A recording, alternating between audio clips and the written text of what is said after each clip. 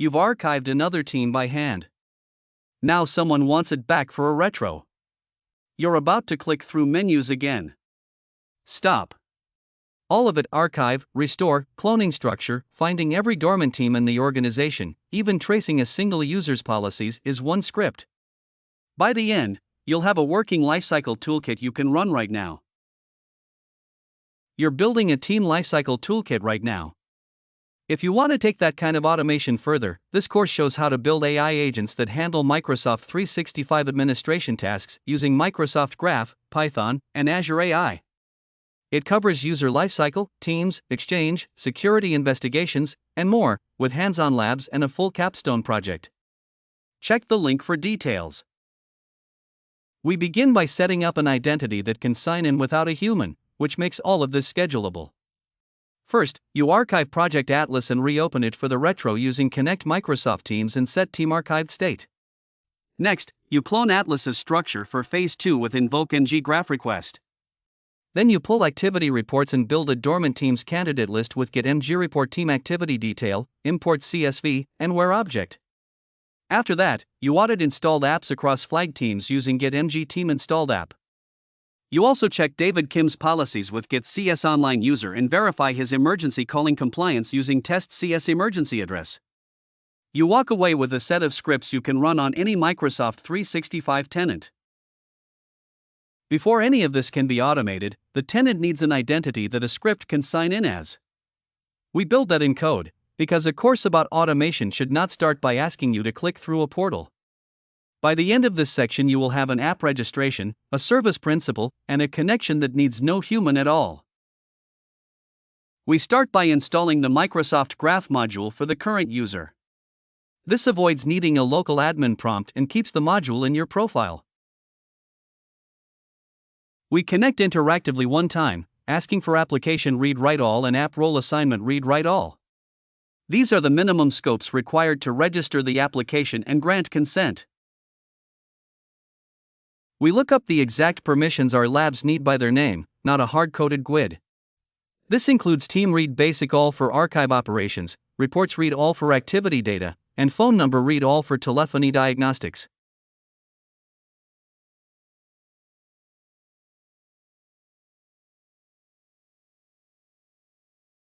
We build the required access object from the looked up roles and register a new application called M365 Automation. Using the looked up IDs guarantees the registration succeeds even if Microsoft changes a GUID in the future. Now we create the service principal, which is the identity the script will run as, and add a client secret. A certificate is the stronger production choice, but a secret lets us get started quickly. We grant admin consent by assigning each app role to our service principal. This step means the script can run unattended without anyone clicking a consent dialog.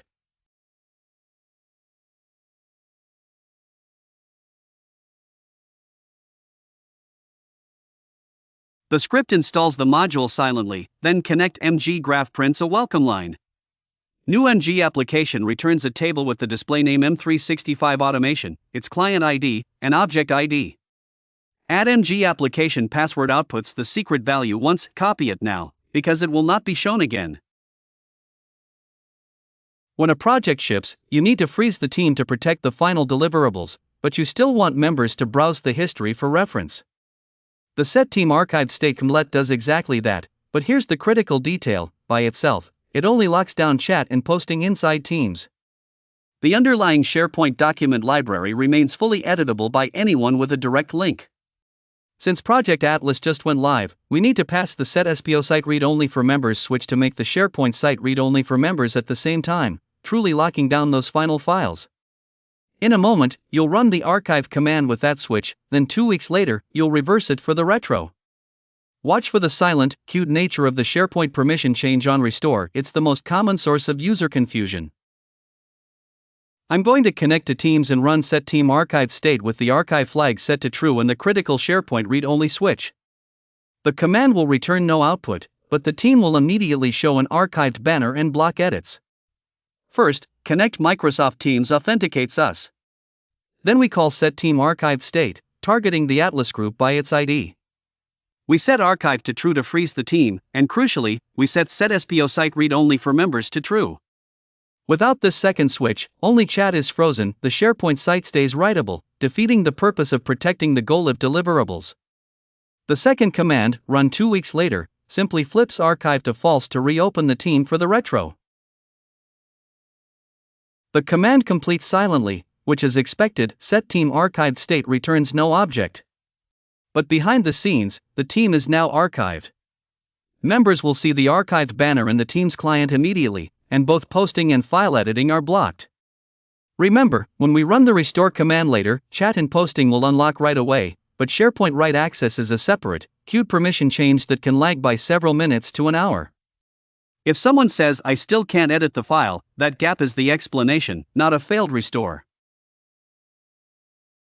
When you need a new team that mirrors an existing one's channels, tabs, and apps but not its people or conversations, there's no tidy clet in the Microsoft Teams module or the standard Graph SDK. The only path is the raw clone endpoint under /teams/id/clone, which means invoke mg graph request is the right tool, not a fallback.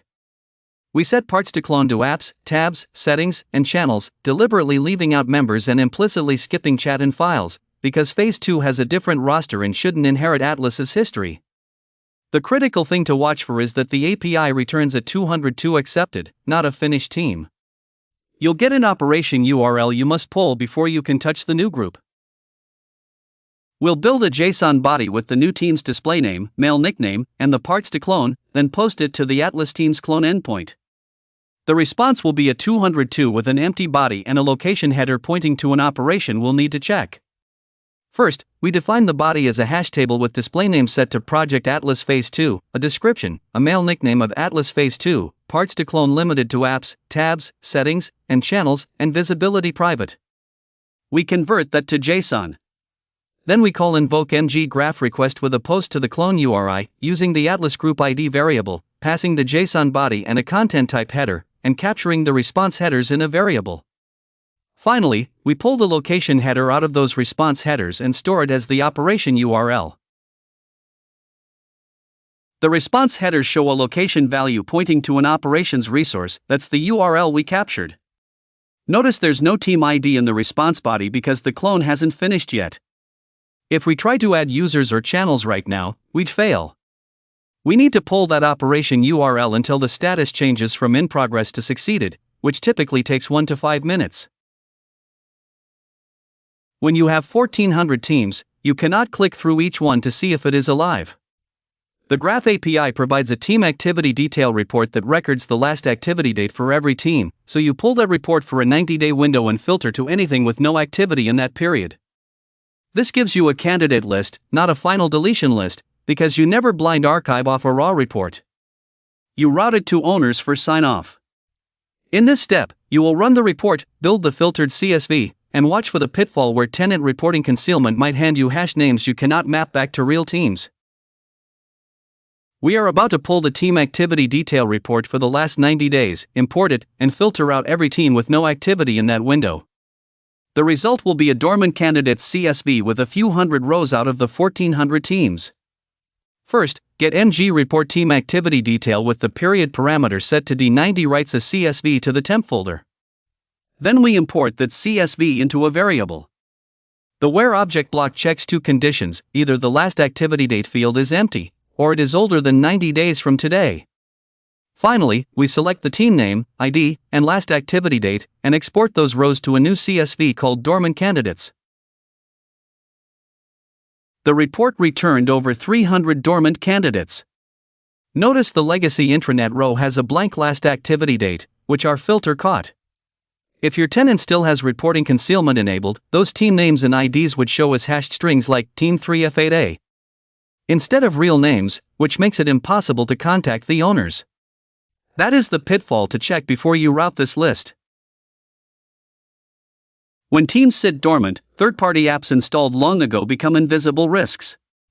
A basic git mg team installed app returns only an opaque app ID, no display name, no publisher, nothing you can audit against your approved catalog. The instinct is to loop through and resolve each app individually, but across hundreds of teams, those extra round trips burn through your graph throttling budget fast. The fix is to expand the app definition in the same call, pulling the display name and distribution method right away. That way you get a flat, judgeable list in one pass. You're about to run a loop that does exactly this, and you'll watch for the distribution method column, sideloaded or an unrecognized publisher is your red flag. We'll iterate over the flag teams, calling get ng team installed app with a double expand on teams app and teams app definition, then select a clean table of team name, app display name, and distribution method. The for each loop walks through each team in our teams to audit variable. Inside, get ng team installed app targets the team by its ID, and the expand property parameter pulls in both the teams app and teams app definition objects in one call. Then select object builds a custom table. A calculated property labels the team display name, another pulls the app's display name from the expanded definition, and a third exposes the distribution method from the team's app object. This is where sideloaded or store values appear. Right away, the table shows team names and real app display names instead of GUIDs. The distribution method column reveals several sideloaded entries: Trello, GitHub, Adobe Creative Cloud, Salesforce, none of which are in the org-approved catalog. That's exactly what the expand was meant to surface, and we got it without a second round trip per app, keeping us clear of throttling. When a user reports they can't start meetings and calls keep dropping, the instinct is to check their policy assignment. But the team's admin surface has a trap. Get CS Online User shows only the directly assigned policy name, not what's actually in effect. If David was added to a group policy assignment, say, a restricted meeting policy applied to a security group, that group assignment wins, even though his direct field still says restricted meetings or something else. The only command that reveals the assignment source and the true effective policy is get CS user policy assignment. On the voice side, we also need to confirm his phone number isn't stuck in a pending state, which gets CS phone number assignment handles. You're about to run both checks and see exactly why David's meetings are broken. We'll connect to Teams, peek at David's direct policy fields, then pull his real effective meeting and calling policy assignments, and finally check his phone number status. Watch for the policy source column, that's where the override lives. First, connect Microsoft Teams authenticates us to the Teams admin workload. Then get CS Online User with David's identity returns his direct policy fields. We select just the display name and the 3 policy names. Next, get CS user policy assignment targets Teams meeting policy and Teams calling policy specifically, which returns the effective policy, the assignment source, and the policy name. Finally, get CS phone number assignment with his DID confirms whether the number is activated and assigned correctly. Look at the first table. David's direct fields show restricted meetings, general, and allow calling, nothing obviously broken. But the second table reveals the real story. His effective Teams meeting policy is restricted meetings, and the source is group, not direct. That group assignment is what's capping his meeting size and disabling cloud recording, even though his direct field says something similar. His calling policy is direct, so no override there. And his phone number shows activated, so the dropped calls aren't a provisioning issue. The pitfall is real. Trusting Get CS Online User alone would have sent you chasing the wrong policy. When a user reports call issues after moving desks, checking their emergency calling policy isn't enough. That policy controls routing behavior, but the actual dispatch address comes from the Location Information Service, or LIS, which maps network subnets to civic addresses. If David's new desk subnet was never added to LIS, a 911 call would route with a default or wrong address, even though his policy looks compliant. That's why we verify both layers. First, confirm the policy is assigned, then test whether the network location resolves to a valid emergency address. Watch for the policy to show as assigned, but the location test to fail. We'll check the global emergency calling policy, pull David's assigned policies, list Seattle LIS locations, and then test his emergency address. Expect the policy to look fine, but the test to return a failure because his new subnet isn't mapped. First, Get CS Teams emergency calling policy retrieves the global policy to confirm it exists and is configured. Next, Get CS Online User with David's identity selects his display name in both emergency calling and routing policy assignments. Then get CS Online lease location filters for any Seattle civic addresses already in the system, showing what's mapped. Finally, test CS emergency address simulates a call from David's current network location to see if it resolves to a valid dispatch address. The global policy is present and David has it assigned, so the policy layer looks compliant. We see one Seattle LIS entry, but it's for a different subnet. The test fails because David's new desk subnet was never added to the location database. This proves the pitfall. A passing policy check gave false confidence, but the actual emergency routing would fail until his new network location is mapped.